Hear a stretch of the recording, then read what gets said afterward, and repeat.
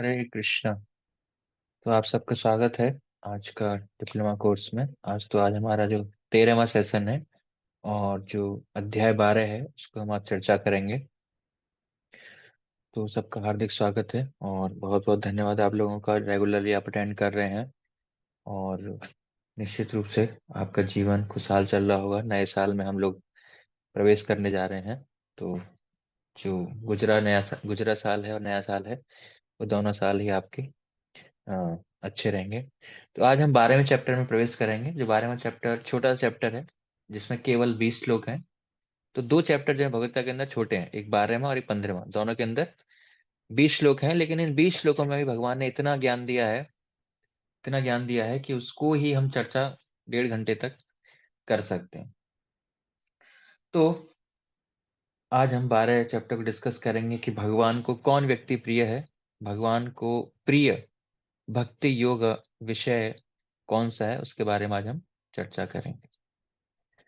आइए हम स्टार्ट करते हैं प्रार्थना से। ओम अज्ञानतिमिरान्धस्य ज्ञानञ्जनशलाकया चक्षुरुन्मिलितं येन तस्मै श्रीगुरवे नमः। नमो विष्णुपादाय कृष्णपृष्ठाय भूतले श्रीमते भक्तिवेदान्त स्वामिन्निति नामिने। नमस्ते सरस्वती देवे गौरवाणी प्रचारिणे निर्विशेष शून्यवादी पाश्चात्य देशतारिणे।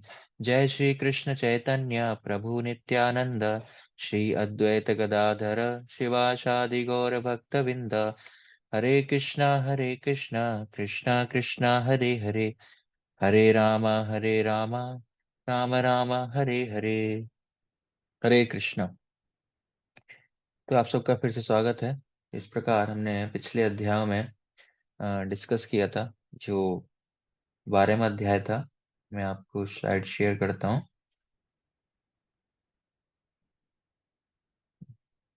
तो पिछला सेशन सबको बहुत पसंद आया था, जिसमें विश्व रूप का दर्शन भगवान ने किया था। विश्व रूप योगा बहुत ही एक प्रकार का कॉम्प्लिकेटेड था। अर्जुन, संजय, कृष्ण, बहुत सारे बीच में उनके बीच डायलॉग्स थे। डायनेमिक चैप्टर था। जैसे मैंने बताया कि गीता के जो सभी अध्याय हैं भगवान ज्ञान देते हैं। चैप्टर 11 में भगवान करके दिखाते हैं, प्रैक्टिकल अप्लाई करते हैं कि किस प्रकार करना है। तो उसका विश्व रूप कैसा है, उनका चतुर्भुज रूप विश्व रूप कैसा है, और फिर अति सुंदर दो भुजाओं वाला रूप कृष्ण रूप कैसा है। तो चैप्टर में हमने इन सब चीजों को जाना था। तो पहले अर्जुन से रिक्वेस्ट करते हैं कृष्ण से कि आपका वो रूप देखना चाहता हूं जिससे पूरे ब्रह्मांड में आप फैले हुए हो। तो भगवान संक्षिप्त में 5 से 8 श्लोकों में उस रूप के बारे में बताते हैं कि विश्व रूप कैसा होता है संक्षिप्त में। और फिर अर्जुन उसको सुनकर दंग रह जाते हैं कि भाई भगवान उनको दिखाते हैं ना। अर्जुन कुछ नहीं कह पाते कृष्ण। उस समय उनकी चुप्पी को, शांति को संजय धृतराष्ट्र को आगे कुछ श्लोकों में बताते हैं कि किस प्रकार उस रूप को देखकर अर्जुन शांत रह गया। तो धृतराष्ट्र ने पूछा कि क्या शांति हो गई, क्या ऐसा क्या दिखाया उन्होंने। तो फिर संजय उसका विश्लेषण 9 से 14 श्लोकों में धृतराष्ट्र को बताते हैं कि किस प्रकार भगवान ने ये विश्व रूप दिखाया। और फिर अर्जुन देखते हैं कि 15 से 34 में अर्जुन बताते हैं कि वो क्या देखते हैं और उसको देखने का अनुभव उनका क्या था। काल रूप देखते हैं, भावित भयभीत हो जाते हैं और पूछते हैं कि आप कौन हैं, आप क्या करना चाहते हैं। तो कृष्ण काल रूप का डिस्क्रिप्शन देते हैं कि मैं काल हूं और मैं सभी चीजों का विनाश करने वाला हूं। फिर 35 से 49 श्लोक में अर्जुन कृष्ण से प्रार्थना करते हैं, बोलते हैं कि आप मुझे अपना चतुर्भुज रूप दिखाइए, है ना। देखो, फिर अर्जुन को दिखाते हैं कि देखो मेरा चतुर्भुज रूप देखो। फिर 50 से 51 में फिर संजय धृतराष्ट्र को कहते हैं कि चतुर्भुज रूप दिखाया, फिर द्विभुज रूप भी दिखाया अर्जुन ने। दोबारा कृष्ण को धन्यवाद दिया, कितना सुंदर रूप है भगवान का, मजा आ गया अर्जुन इस प्रकार कहते हैं। और फिर 52 से 55 फिर कृष्ण बताते हैं कि इस रूप को देखना है तो केवल भक्ति के द्वारा तुम देख सकते हो। कौन सा रूप? दो भुजाओं वाला रूप। तो शुद्ध भक्ति से केवल इस रूप को समझाया जाना जा सकता है। इस प्रकार यहाँ पर ये अध्याय, जो 11वां अध्याय था, हमने खत्म किया था। तो हम आगे बढ़ने से पहले चैप्टर में भगवान ने विश्व रूप दिखाया अर्जुन को, और विश्व रूप है हमें चाहिए एक्चुअली। हालांकि लगता है कि भगवान का सबसे महान रूप है जो विश्व रूप है, ये भगवान का भौतिक रूप है, मटेरियल रूप है। ये क्या है? ये भौतिक रूप है। ये जो रूप है विश्व रूप ये आध्यात्मिक नहीं है भगवान का। तो आध्यात्म जगत में ये रूप नहीं है। इस बात को अच्छे से सुनिए, ये आध्यात्म जगत में नहीं है, क्योंकि ये भौतिक रूप है। हालांकि भगवान का रूप है, भौतिक रूप है। तो केवल भय तथा सम्मान से जब अर्जुन इसको देखते हैं तो भगवान से क्या है, प्रेम करते हैं। लेकिन अर्जुन क्या है, भगवान से प्रेम करते हैं। तो अर्जुन कृष्ण के भक्त हैं, भगवान से प्रेम करने वाला अर्जुन को विश्वरूप इतना पसंद नहीं आया, इतना अच्छा नहीं लगा। जैसे हमने सुना था, अर्जुन कहते हैं कि अब हो गया भगवान, मैं और नहीं देखना चाहता, मैं डर गया, मेरा मन भर गया, अब मैं आपका सुंदर रूप देखना चाहता हूँ। तो कृष्ण अर्जुन को दिखाते हैं, बोलते हैं ये सबसे दुर्लभ है, इसको देखना बिल्कुल भी सामान्य बात नहीं है। अब आगे देखते हैं चैप्टर 12 कहाँ से स्टार्ट होता है। तो उससे पहले हम एक बहुत इंटरेस्टिंग चीज डिस्कस करेंगे कि, और बहुत अच्छा आपको एक रुचिकर चीज पता पड़ेगी जो हम डिस्कस करने जा रहे हैं, कि 5 प्रकार के लोग भगवान को पूजने वाले होते हैं। जिसमें आपकी स्क्रीन पर आप देख पा रहे हो। तो 5 कौन है? निश्चित भक्ति है, देवताओं की पूजा करने वाले हैं, विश्व की पूजा करने वाले हैं, शुद्ध भक्ति करने वाले हैं, और निर्विशेषवादी हैं। सो वेराइटीज होती है। तो एक के बाद एक हम इनको एक्सरसाइज करके बाद में समझेंगे। तो ये भगवान बताते हैं कि अलग अलग प्रकार के उनके उपासक हैं, भगवान को पूजने वाले मानने वाले अलग अलग लोग होते हैं, वैरायटीज होती हैं। तो गीता के अनुसार ये 5 प्रकार की कैटेगरीज हैं जो भगवान की पूजा करते हैं। तो आपके लिए प्रश्न है, क्या ये सभी प्रकार के उपासकों का एक ही स्तर है? क्या सभी लोग एक ही स्तर पर हैं, एक ही लेवल पर हैं, या अलग अलग हैं? तो आपको जवाब देना है। तो क्या ये 5 प्रकार के जो लोग हैं वो एक ही प्रकार का स्तर है उनका, या अलग अलग है? जैसे आया नो, है ना, एक स्तर नहीं है। तो सब अलग अलग लेवल पर है। ठीक है, एक लेवल नहीं है, सबका अलग अलग लेवल है। हमको जानना है गीता के बेसिस पे इनका लेवल जो है, उनका ऑर्डर क्या है, किस क्रम में आएंगे। अभी तो हमने कहा ये सारे एक स्तर पर नहीं है, तो इसका मतलब क्या है, अलग अलग स्तर होगा, तो कोई ऊंचा होगा, कोई नीचा होगा। तो अभी आपको बताना है कि इनमें से क्रम क्या है। पहले नंबर पे कौन आएगा, दूसरे नंबर पे किसका स्तर है, तीसरे नंबर पे कौन है, चौथे नंबर पे कौन है, पांचवें नंबर पे कौन है, तो कौन बेस्ट होगा, सबसे पहला कौन है, कौन बताएगा? तो जो 5 प्रकार के उपासकों में सबसे श्रेष्ठ कौन है इन पांचों में से? शुद्ध भक्ति, बिल्कुल करेक्ट। दूसरे पे कौन आएगा? पहले पे शुद्ध भक्ति है, दूसरे पे कौन आएगा? दूसरा जो स्तर है वो किसका है? वो कौन से लोग हैं जिनका दूसरी प्रकार की कैटेगरी है? तो इसको हम जानेंगे कि 5 प्रकार के उपासक हैं और उनका स्तर इस प्रकार है। तो सबसे ऊपर कौन है, सर्वश्रेष्ठ कौन है, बेस्ट कौन है? शुद्ध भक्ति करने वाला, ये क्या है, बेस्ट है। और दूसरे नंबर पे क्या है, जो मिश्रित भक्ति करने वाला है, ज्ञान कर्मादि मिश्रित भक्ति करने वाला है। तो भगवान की भक्ति करना है, लेकिन उसकी कुछ अलग प्रकार की इच्छाएं हैं, अलग गोल्स हैं, इंटरेस्ट हैं, मिश्रित भक्ति कहते हैं उसको। और विश्व रूप की पूजा करने वाला जो हमने चैप्टर 11 में जाना, वो तीसरे नंबर पर है। तीसरे नंबर पे कौन है, जो विश्व रूप की पूजा करने वाला है। और चौथे नंबर पे कौन है, जो देवताओं की पूजा करते हैं, जो देवताओं की उपासना करते हैं। अलग अलग प्रकार के देवतागण होते हैं, उनका मानना है और उनकी उपासना वो करते हैं। और लास्ट कौन है, जो भगवान के कोई रूप, कोई आकार नहीं है भगवान का, ऐसी उसकी भावना है, ऐसी चेतना है, भगवान का कोई गुण नहीं है, वो मानता है इस प्रकार को। तो वो क्या कहते हैं, भगवान निराकार है, निर्गुण ब्रह्म है, इत्यादि इत्यादि। वो लास्ट कैटेगरी है, वो एकदम लास्ट में आता है। तो अर्जुन किस कैटेगरी में है, शुद्ध भक्ति में है। तो अर्जुन भगवान से इस प्रकार का प्रेम करता हूं, लेकिन भगवान से प्रेम करने वाले अलग अलग प्रकार के लोग हैं। अब इनमें मेरी क्या पोजीशन है, मैं कहां पर हूं? क्या कृष्ण मुझे फर्स्ट लेवल पे समझते हैं, या सेकंड पे समझते हैं, थर्ड पे समझते हैं, मैं कहाँ हूं? तो अर्जुन, यह अर्जुन ने क्वेश्चन क्यों पूछा, वो साइकोलॉजी में आगे आपको समझाएंगे। आप जानते हैं कि अर्जुन का क्वेश्चन क्या है, कि वो किस स्तर पर है। तो यहाँ पर जो 12वां अध्याय है उसकी शुरुआत होती है, पहला श्लोक है, एवं सतत युक्ता ये भक्ता स्वाम पर्युपासते, ये चाप्यक्षरमक्तव्यम तेषां के योग वित्तमा। अर्जुन, ने कहा, जो आपकी सेवा में सदैव तत्पर रहते हैं, या जो अव्यक्त निर्विशेष ब्रह्म की पूजा करते हैं, इन दोनों में से किसे अधिक पूर्ण सिद्ध माना जाए? तो अर्जुन एक कंपैरिजन दे रहे हैं यहाँ पे कृष्ण को। अर्जुन ने कहा कि आपकी सेवा में और आपकी पूजा करने वाले दो प्रकार के लोग हैं। एक जो आपकी सेवा में हमेशा लगे रहते हैं भक्ति की भावना से, और दूसरा जो अव्यक्त निर्विशेष ब्रह्म की पूजा करते हैं, मतलब भगवान को निराकार मानते हैं। तो भगवान का रूप नहीं है, आकार नहीं है, उनके हाथ पैर नहीं है, आंखें नहीं है, वो देख नहीं सकते, बोल नहीं सकते, तो कुछ नहीं कर सकते। इस प्रकार सोचते हैं, इन दोनों में कौन बेटर माना जाएगा, अर्जुन पूछ रहे हैं। तो अर्जुन का ये कहना है कि इनडायरेक्टली अर्जुन कहना चाहते हैं कि मैं बेटर हूं, या वो ऐसे प्रकार के लोग बेटर हैं। और अर्जुन के मन में ये विचार क्यों आया, थोड़ा दिमाग लगाकर सोचिएगा कि अर्जुन के मन में चल क्या रहा है, क्यों ये प्रश्न पूछ रहे हैं। तो जब उन्होंने कृष्ण से पूछा कि अर्जुन के मन में क्या भावना थी, तो यहाँ पर एक शिक्षा हम ले सकते हैं कि क्या क्यों इसलिए पूछ रहे हैं अर्जुन, उनके पीछे क्या मन में चल रहा है, ये मन में चल रहा है ना। प्रेम एक तरफा नहीं होता। जो प्रेम करता है वह हमेशा यह जानने के लिए उत्सुक रहता है कि जिससे वह प्रेम करता है वह व्यक्ति प्रसन्न है या नहीं है, संतुष्ट है या नहीं है। यह उत्सुकता नहीं, वो वैसे प्रेम में प्राण नहीं है। अगर ऐसी उत्सुकता नहीं है हमारे अंदर, तो वैसे प्रेम में क्या है, प्राण नहीं है। तो ये प्रेम का स्वभाव है। जानना चाहते हैं कि जिस व्यक्ति से हम प्रेम करते हैं वो स्वीकार करता है या नहीं करता है ना। भौतिक संसार में हम देखते हैं। तो अर्जुन भी सोच रहा है कि मैं तो प्रेम करता हूं भगवान से, लेकिन क्या भगवान उसे स्वीकार कर रहे हैं? तो अर्जुन जानना चाहता है कि क्या खुश है भगवान मेरे इस प्रयास से, प्रेम से। अगर ऐसे उत्सुकता किसी के हृदय में है, अगर नहीं है, तो जानना चाहिए उसके प्रेम में सच्चाई नहीं है। अगर उत्सुकता है तो मतलब प्रेम है।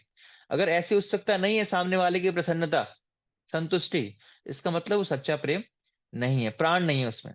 तो अर्जुन इस भावना से यहां पर प्रश्न पूछ रहे हैं कि मैं तो प्रेम करता हूं, लेकिन क्या भगवान मुझसे प्रेम करते हैं कि नहीं? क्या भगवान को ये प्रोसेस अच्छा लगता है, नहीं लगता, या उससे ऊपर प्रोसेस है? इसलिए पूछ रहे हैं क्या, कि भक्ति अच्छी है या निराकार ब्रह्म की उपासना ये अच्छा है। तो अर्जुन इस भावना से ये प्रश्न यहाँ पर पूछ रहे हैं। तो प्रश्न क्या था, योग का पूर्ण ज्ञाता कौन है, भक्त या निराकारवादी या ज्ञानी? जो निराकारवादी ज्ञानी है वो कौन है? तो अर्जुन किस कैटेगरी में है, फर्स्ट में? तो कृष्ण इनका उत्तर इन श्लोकों में देते हैं, है ना। एक भक्त के बारे में जो व्यू है उनका, उसके बारे में बताते हैं दूसरे में और छठे और सातवें श्लोक में। और जो निराकारवादी है उसके बारे में अपना मत किस श्लोक में बताते हैं भगवान, तीन, चार और पांच में। तो ये मत कृष्ण का बताते हैं। तो कृष्ण क्या कहते हैं 12वें अध्याय के दूसरे श्लोक में, मय्यावेश्य मनो ये माम, कि जिन्होंने अपने मन को मुझ में लगा दिया, मतलब उनके भक्त, भक्तों ने मन को भगवान में लगा दिया, डिवोटीज। तो कृष्ण कहते हैं वो सबसे अच्छे हैं Arjun, they are the best, best of the best. तो अर्जुन पूछते हैं अच्छा, ठीक है, मेरा पहला कन्फ्यूजन चला गया, भक्त बेस्ट है, अच्छी बात है, मैं भी उसी कैटेगरी में हूं।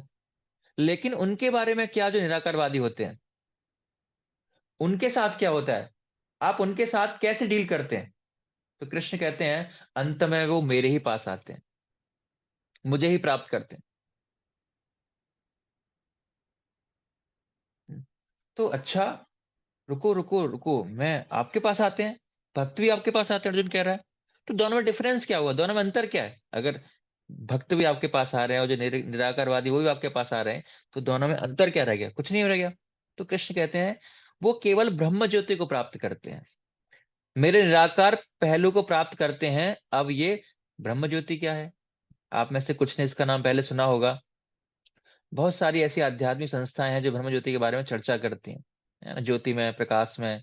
तो भगवान एक लाइट है, इत्यादि इत्यादि। तो ब्रह्म ज्योति के कॉन्सेप्ट को समझने के लिए मैं आपको एक छोटा सा उदाहरण देना चाहूंगा। अगर आपने एग्जाम्पल समझ लिया, तो इस टॉपिक को आप अच्छी तरह से समझ पाओगे। तो ये जो उदाहरण है, ये किसका है? ये एक ट्रेन का है। किसका उदाहरण है? ये एक ट्रेन का है। आप लोगों में से ये उदाहरण हो सकता है आप लोगों में से किसी ने पहले सुना होगा, और नहीं सुना होगा तो दोबारा सुन लेंगे। आप लोगों ने ट्रेन देखी होगी, है ना? और कभी ना कभी आपने इसमें विदाउट एनी डाउट ट्रेवल किया होगा, या फिर देखी होगी, है ना। तो एक गांव में, एक विलेज में किसी ने ट्रेन नहीं देखी थी। एक बार बहुत पिछड़ा गांव था और दूर जाके ट्रेन देखी नहीं थी, किसी ने देखी थी, ना बच्चों ने, ना बूढ़ों ने, ना किसी ने। एक व्यक्ति वहां पर आया, नया व्यक्ति वहां पर आता है, अनजान व्यक्ति और स्ट्रेंजर। वो अपनी ट्रेन की यात्रा के बारे में उनको बताता है कि मैं ट्रेन से इधर आया हूँ। तो वो सब बोलते हैं अच्छा ट्रेन, ये क्या होता है, ये कौन सी चीज है, हमको तो पता नहीं, हमने तो कभी ट्रेन देखी नहीं। तो वो समझाता है कि देखो ट्रेन ऐसा होता है, ऐसा होता है, लेकिन उन्होंने कभी देखा ही नहीं, तो वो समझ नहीं पाए, कल्पना भी नहीं कर पाए, कि मेंटल पिक्चर क्रिएट ही नहीं कर पाए कि ऐसा कुछ होता होगा। तो उन्होंने कहा कि हम भी देखना चाहते हैं। तो तीन लोग बहुत ज्यादा एक्साइटेड थे ट्रेन देखने के लिए। तो हमें प्लीज लेके चलो, हमें ट्रेन देखनी है, हम देखना चाहते हैं। एक दिन हम चार मिलकर जो सबसे पास वाला रेलवे स्टेशन है, जो काफी दूर है, वहां जाएंगे और तुमको मैं वहां पर ट्रेन दिखाऊंगा। और फिर तुम लोग सब आकर यहाँ कर गांव वालों को बताना कि तुमने ट्रेन में क्या देखा। तो वो चारों लोग जाते हैं, बहुत एक्साइटेड हैं ट्रेन देखने के लिए, जीवन में कभी देखी नहीं है। स्टेशन पे पहुंच जाते हैं, प्लेटफॉर्म पे पहुंच गए, अब वेट करना है ट्रेन पे आने का। अब छोटा सा स्टेशन है, अब दिन में एक दो ट्रेन वहां पर आती है, तो लंबा वेट करना पड़ रहा है। तो एक दिन में शायद दो या तीन ट्रेन वहां पर आती हैं, तो वेट कर रहे हैं कब ट्रेन आएगी, कब ट्रेन आएगी। उनमें से एक थोड़ा सा धैर्य खो रहा था कि कब आएगी यार, कितना देर हो गया, इतना देर से वेट कर रहे हैं, कब ट्रेन आएगी, चलो चलते हैं, टाइम वेस्ट हो रहा है यहाँ पर। तो शाम हो गई, काफी अंधेरा हो गया। तो अचानक से ट्रेन का सायरन सुनाई देता है कि हाँ ट्रेन आ रही है। और आपको पता होगा कि ट्रेन के आगे क्या है, हेडलाइट होती है, लाइट बहुत तेज चमकती है, बहुत तेज प्रकाश देती है। तो जैसे ट्रेन दूर से आने लगी, एक जो व्यक्ति था उसको क्या है, लाइट दिखने लगी। तो फिर उस व्यक्ति ने पूछा अपने गाइड को, वो क्या है उधर से जो आ रहा है, वो क्या है। जिस व्यक्ति को ट्रेन के बारे में पता था, तो एक व्यक्ति उससे पूछता है कि वो क्या है जो उधर से आ रहा है, बहुत तेज चमक रहा है। तो वेट कर रहे थे, अरे यही तो ट्रेन है, जो लाइट चमक रही, यही ट्रेन है। तो इसी को तो मैं बात कर रहा था, ट्रेन, अच्छा यही ट्रेन है, हमने यही ट्रेन है। तो व्यक्ति उससे आगे कुछ कहता, गाइड यह व्यक्ति वहां से भाग निकला कि मैंने ट्रेन देख ली, मैंने ट्रेन देख ली, मैंने ट्रेन देख ली। अब जाकर मैं गांव में बताऊंगा कि सबसे पहले इन तीनों में से मैं ट्रेन को पहचाना और मैंने ट्रेन को जान लिया, तो निकल पड़ा गांव वालों को बताने के लिए। इसके बाद दूसरा व्यक्ति, दो और थे जो वेट कर रहे थे, उसने देखा जब ट्रेन प्लेटफॉर्म पे घुस रही है, घुसने लगी, तो उन्होंने क्या देखा कि इंजन में लाइट है, मतलब केवल लाइट नहीं है, क्या है, ये इंजन की लाइट है, ट्रेन तो इसके पीछे है। ट्रेन में एक्चुअली इंजन है जिससे लाइट आ रही है, और उसके पीछे कुछ डब्बे भी हैं, लेकिन दूर से दिख रहा था डब्बे के अंदर क्या है। तो वो सब उसे नहीं पता चला, वो नहीं देख पा रहा था, उसको खाली डब्बे दिख रहे थे। तो वो सोचा कि यही ट्रेन है। तो उसने पूछा कि यही ट्रेन है, कि हाँ यही ट्रेन है। अच्छा इतनी बड़ी, इतनी बड़ी, ऐसी दिखती है, इसका ये कलर है। और वह तुरंत भागा गांव की तरफ कि मैंने ट्रेन देख ली, मैंने ट्रेन देख ली, अब मैं गांव वालों को बताऊंगा। और तीसरा व्यक्ति जो था, उसके अंदर थोड़ा धैर्य था, है ना, बहुत वेट करता रहा, वेट करता रहा। और उसका जो गाइड था, जो ट्रेन दिखाने के लिए लाया था, उसने बोला अभी ट्रेन को रुकने दो, जब ट्रेन रुकेगी तो इसमें से इतने सारे अलग अलग लोग निकलेंगे, कोई पंजाब से, कोई साउथ इंडियन है, कोई मराठी है, कोई गुजराती है, कोई बंगाली है ना। तो इस ट्रेन में एक ड्राइवर भी होगा, इसके अंदर पेंट्री कार भी है, बहुत कुछ होता है ट्रेन के अंदर। ट्रेन के अंदर ले जाकर दिखाऊंगा, सीट्स होती हैं, इत्यादि इत्यादि, बहुत सारी चीजें उसमें होती हैं। तो उस व्यक्ति ने ट्रेन को पूरा अंदर बाहर सब कुछ देखा, ट्रेन में लोग होते हैं, उसके बीच में हंसी मजाक चल रहा है, कुछ खा रहे हैं, कुछ सो रहे हैं, कुछ उतर रहे हैं, कुछ सीट पर चढ़ रहे हैं, बैठ रहे हैं। ट्रिपल ऐसे होता है, सोने का होता है, बैठने का होता है, इतने सारे डब्बे हैं। तो ये सारी चीज उसने क्या है, देखी है। अब ये तीसरा व्यक्ति भी गांव लौट आता है, वापस आते हैं। तो जो पहला व्यक्ति भागते आया था उसने ट्रेन की लाइट देखी थी, और दूसरा आया था उसने ट्रेन के डब्बे देखे थे, तीसरे ने सब कुछ देखा था। तो बहुत ही सिंपल सा प्रश्न ये है आप सबके लिए कि इन तीनों में से वास्तविकता में ट्रेन किसने देखी, किसने समझा ट्रेन को, है ना। तीनों ने देखा, है ना, तीनों कहते हैं हमने देखा। तो किसने, पहले ने, दूसरे ने, तीसरे ने, किसने वास्तविकता में ट्रेन को देखा, पूरी तरह से जाना ट्रेन को, बहुत सिंपल सा प्रश्न है, कोई बिल्कुल कठिन उसमें कुछ नहीं है। तो आंसर आ रहा है, तो तीसरे व्यक्ति है उसने देखा है, बिल्कुल सही आंसर है। तो उसी प्रकार हमें इस बात को समझना चाहिए कि भगवान के अनेक रूप हैं, भगवान के अनेक रूप हैं, लेकिन डिपेंड करता है कि हम किस एंगल से देख रहे हैं, कितना देखते हैं, कितना समझते हैं। तो जो लोग कहते हैं कि भगवान निराकार है, एक प्रकार से गलत नहीं है, लेकिन उनका ये समझना कि भगवान निराकार ही है, वो गलत है। और वो भगवान को गहराई से जानते नहीं है, वो भगवान को दूर से देखते हैं। उनको भगवान का प्रकाश के समान दिखाई देता है, क्योंकि दूर से देख रहा है, जैसे ट्रेन दूर से देखी तो प्रकाश दिखाई दे रहा था खाली। लेकिन जब व्यक्ति भगवान के करीब जाएगा तो वो देखेगा कि भगवान का एक रूप है, एक आकार है भगवान का। और करीब जाएगा तो वो देखेगा भगवान अकेले नहीं है, भगवान जहाँ जहाँ रहते हैं वहां पर बहुत सारी वैरायटीज है, वहां एक दूसरे लोग भी हैं, पेड़ पौधे हैं, नदियां हैं, पर्वत हैं, सब कुछ है। और उसको सारी डिटेल्स पता चलेगी। दूर से क्या लगता है, कुछ नहीं, जब पास जाओगे तो लगता है कि हाँ बहुत सारी वैरायटीज हैं, डिफरेंस है। तो अंतर है और नहीं है।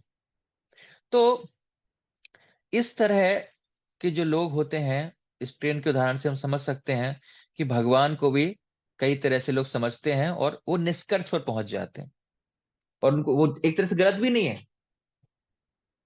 तो भगवान को ऐसे एक्सप्लेन किया गया शास्त्रों में कि भगवान के तीन अलग अलग एंगल से समझा जा सकता है। तीनों सही है, लेकिन तीनों एक ही मात्रा में कंप्लीट नहीं है। एक को कहते हैं ब्रह्म, दूसरे को परमात्मा, तीसरे को कहते हैं भगवान। ब्रह्मेति परमात्मेति भगवान इति शब्दते, श्रीमद् भागवत में बताया गया है। तो तीन तरह के रिलाइजेशन है भगवान के, ये मैं आपको बता रहा हूं। यह वैसे बहुत कॉम्प्लिकेटेड टॉपिक है, लेकिन एक एग्जाम्पल से और एक टेबल से अगर आप समझें लेंगे तो हम इसको समझ पाएंगे। बहुत से लोग इसको नहीं समझ पाते हैं, तो आपस में इस चीजों के लिए एक दूसरे से लड़ते रहते हैं कि ब्रह्म की क्या समझ क्या है। तो ब्रह्म क्या है, इसकी समझ क्या है? ब्रह्म एक निर्विशेषवादी सर्वव्यापी चेतना या शक्ति है। वो कहते हैं कि God is love, God is force, God is light, ऐसा कहते हैं। भगवान एक प्रकाश है, भगवान प्रेम है, भगवान चेतना है, भगवान एक शक्ति है, इस प्रकार से वो कहते हैं। तो निर्विशेष चेतना शक्ति, और इस मार्ग पर चलने वाले, इस गोल तक पहुंचने वाले लोग एक पर्टिकुलर मार्ग को अपनाते हैं, एक पाथ को फॉलो करते हैं। वो क्या है? ज्ञान का मार्ग। तो उनको ज्ञान में बहुत रुचि होती है कि, तो ज्ञान का मार्ग अपनाते हैं। और उनका परिणाम क्या होता है? साक्षात परिणाम क्या होता है उनका? ब्रह्म साक्षात्कार, है ना। वो ब्रह्म साक्षात्कार कर पाते हैं। और उनका गंतव्य क्या है, कहां तक पहुंच पाते हैं वो? निराकार ब्रह्म ज्योति, जो भगवान का प्रकाश है, भगवान भगवान की जो दिव्य कांति है, वो उनका अंतिम डेस्टिनेशन होता है, गंतव्य होता है। तो ये पहले प्रकार के हैं, ब्रह्म को मानते हैं। और दूसरा है परमात्मा, जो परमात्मा रूप में है, भगवान का ध्यान करते, भगवान को रियलाइज करते हैं। तो अंतर्यामी के रूप में मेरे हृदय में भगवान है, हमने जाना था चैप्टर 10 में, अगर आपको याद होगा। तो परमात्मा रूप में भगवान हमारे हृदय में रहते हैं। तो अगर मैं आपकी प्रश्न पूछूं यहाँ पर कि कितने प्रकार के अंतर्यामी हमने डिस्कस किए थे, कितने प्रकार के परमात्मा हमने डिस्कस किए थे, कितने प्रकार के परमात्मा होते हैं? बिल्कुल करेक्ट आंसर, तीन प्रकार के। आप लोग चीजें याद रखना, अच्छा लग रहा है मुझे सुन के। तो तीन प्रकार के परमात्मा हमने डिस्कस किए थे। तो इस मार्ग को क्या कहते हैं, जिस मार्ग का वो उपयोग करते हैं? ध्यान का मार्ग। हम्म। क्या मिलता है उनको? परमात्मा का साक्षात्कार मिलता है। और गंतव्य क्या है, कहां तक पहुंचते हैं वो? निराकार ब्रह्म ज्योति तक पहुंचते हैं। और लास्ट जो भगवान को समझने वाला है, जैसे तीसरे व्यक्ति ने ट्रेन को पूरा समझा। हम्म। भगवान क्या है? षड ऐश्वर्य रूप परम पुरुष है। किस रूप में? षड ऐश्वर्य युक्त परम पुरुष के रूप में है। सबसे सुंदर है, सबसे बलवान है, ज्ञानवान है, वैराग्य है, धनवान है। भक्ति मार्ग को अपनाते हैं ये लोग। इनका मार्ग क्या है? भक्ति मार्ग का। और परिणाम क्या है? भगवान का साक्षात्कार, भगवान से ऐसे मिल पाते हैं। और गंतव्य क्या है उनका? वैकुंठ जा पाते हैं। तो ये तीन प्रकार के साक्षात्कार भगवान के होते हैं। तो निराकार ब्रह्म की उपासना कैसे की जाती है? एक्चुअली आज के समय में अलग अलग लोग समझाते हैं, मैं आपको एक प्रैक्टिकल समझाने का प्रयास करेंगे। तो ये लोग हैं क्या, दीवार पे शून्य पर ध्यान कर रहे हैं, उस पर ध्यान लगा रहे हैं। तो ये ध्यान का मार्ग है, निराकार है, कोई रूप नहीं है। या वो इस प्रकार का मेडिटेशन करते हैं, विपासना जिसको बोलते हैं मेडिटेशन, साइलेंट मेडिटेशन, ब्रह्म में ध्यान। प्रोसेस यही है, अपने मन को, विचारों को शून्य कर देना, शांत कर लेना, मतलब अपने मन को विचारहीन कर देना, धीरे धीरे विचारों को कम कर देना, बिल्कुल शांति शांति, शून्य में चले जाना। तो इस प्रकार से भगवान को समझने की ये लोग कोशिश करते हैं। अभी प्रैक्टिकली हम आपको वो चीज बताएंगे जो आपको बहुत यूजफुल इंफॉर्मेशन देने वाली है। किस प्रकार के लोग इस भौतिक संसार में ऐसी मानसिकता के होते हैं। तो 9 प्रकार के ऐसे गुरु हैं और इंस्टीट्यूट हैं जो निराकारवादी हैं, निर्विशेषवादी हैं। भले ही वो अपने आप को ना माने कि हम निराकारवादी हैं, लेकिन उनकी टीचिंग्स जो होंगी इन 9 कैटेगरीज में होंगी, और उनसे हम मान सकते हैं कि ये निराकारवादी है, निर्विशेषवादी हैं। भले ही वो अपने आप को माने या ना माने, लेकिन हम मान सकते हैं। पहला क्या है, वो कहते हैं कुछ फर्क नहीं पड़ता आप किसे भगवान मानते हो, आप किसे भगवान मानते हो वो कोई फर्क नहीं पड़ता। आपको जो पसंद है, आपको जो अच्छा लगता है, ये अच्छे भगवान है, जो आपका फेवरेट है वही भगवान है। इसके लिए मतलब, इसके लिए जिससे आप, जैसे मान लो कि आप शॉपिंग करना चाहते हो, आप साबुन खरीदने गए, तो कौन साबुन खरीदना है, जो आपको अच्छा लगे, है? जिसकी सुगंध अच्छी है, वो आपकी बॉडी को सूट करता है ना, वो साबुन ले लो। तो सब साबुन है, वैसे ही सब भगवान है, आपके ऊपर है, आपको जो पसंद है, जो मंत्र है जो पसंद है आपको वो लेना है। तो एक ये कैटेगरी है। लेकिन एक्चुअली ये कहां से बिलोंग करती है, निराकारवादी, इस सिद्धांत को मतलब निराकारवादी मतलब। दूसरा वेरी इंटरेस्टिंग गुरु होते हैं जो कहते हैं कि जो गुरु है वो भगवान है। भगवान नहीं है, गुरु जो है वही भगवान है। तो गुरु क्या कहता है, मैं ही भगवान हूं, भगवान की पूजा नहीं करनी आपको, मेरी पूजा करनी है। और तीसरा वैसे लोग हैं अधिकांश जो शिव जी और गणेश जी की पूजा करते हैं, अगर करते हैं तो इनकी ज्यादा पूजा करते हैं। और चौथा है, वो कहते हैं कि भगवान है, लेकिन भगवान हमने नहीं देखा है। हमने क्या, भगवान को नहीं देखा है, और हम उनसे बात भी नहीं कर सकते। तो हमें गुरु को बहुत इंपॉर्टेंस देना चाहिए। इसलिए घर भगवान की फोटो मत लगाओ, गुरु की बड़ी सी फोटो लगाओ। भगवान के पे डिपेंडेंट मत रहो, गुरु का जो ताबीज है, पेंडेंट है, वो पहनो। हर जगह आपको कोई वस्तु यूज करते हैं उसमें गुरु का नाम लिखा रहना चाहिए, गुरु की फोटो रहना चाहिए, गुरु पर एम्फसाइज करते हैं। हर जगह गुरु गुरु गुरु, भगवान नहीं। तो ये भी किस कैटेगरी में, ये भी निर्विशेषवादी निराकारवादी कैटेगरी में आते हैं। और पांचवा बहुत ही इंटरेस्टिंग, जो ये कहते हैं कि तुम भगवान हो, मतलब अपने शिष्यों को कहेंगे, अपनी ऑडियंस को कहेंगे तुम भगवान हो, तुम सब भगवान हो, मैं भगवान हूं, तुम भगवान हो, सब भगवान है, यहाँ पर सब भगवान बैठे हुए हैं, और एक भगवान दूसरे भगवान को लेक्चर दे रहा है ना। तो ये पांचवी कैटेगरी है। और छठा कैटेगरी है सब एक है। बहुत कॉमनली हम इसको सुनते हैं, बहुत यूजली, है ना। जो टीवी में आने वाले बहुत सारे जो आध्यात्मिकवादी हैं वो कहते हैं सब एक है, सब कुछ एक है, हम सब एक हैं। तो ये भी कुछ कैटेगरी में है, निराकारवादी कैटेगरी में। सातवां, वो लोग जो आपको शिक्षा देते हैं, मैं नाम नहीं लेना चाहता, लेकिन आज के समय में यूट्यूब के माध्यम से कितने सारे लोग पॉपुलर हो चुके हैं कि ये आध्यात्मिक गुरुज हैं। आध्यात्मिक गुरु जो मतलब आध्यात्मिक ज्ञान देते हैं, वे कैसा ज्ञान देते हैं, वो भगवान के बारे में कम और जीवन के बारे में ज्यादा ज्ञान बताते हैं। अपनी हेल्थ कैसे अच्छी रखें, अच्छा रखना है, जीवन में पैसे ज्यादा कैसे कमाने हैं, फैमिली रिलेशनशिप कैसे अच्छा रखें, मटेरियल नॉलेज को जो स्पिरिचुअल नॉलेज से ज्यादा अच्छी तरह से प्रेजेंट करते हैं। आयुर्वेद का ज्ञान देंगे, उसको ही बोलेंगे ये आध्यात्मिकता है। रिलेशनशिप का ज्ञान देंगे, उसको ही बोलेंगे ये स्पिरिचुअल नॉलेज है। तो ये सब भी किस कैटेगरी में, निराकारवादी निरुशिष्ट कैटेगरी में आएंगे। और आठवां, जो कहते हैं बहुत सिंपल सी बात है, भगवान क्या है, भगवान एक ज्योति है, लाइट है। भगवान प्रेम है, भगवान लव है, आप इनसे प्रेम करो, इसलिए भगवान प्रेम है। भगवान एक ज्योति है, प्रकाश है। ये भी निर्विशेषवादी निराकारवादी है। और नौवां अंतिम है और लास्ट में, उनके अनुसार जीवन का लक्ष्य क्या है, लक्ष्य ये नहीं कि भगवान के धाम जाना है, उन्हें प्राप्त करना है, ये शून्य में प्रवेश करना चाहते हैं। मतलब इसके बाद में जीवन में कुछ होता नहीं है, आपका अस्तित्व खत्म हो जाता है, और फिर आपको प्रकाश में प्रवेश करना होता है।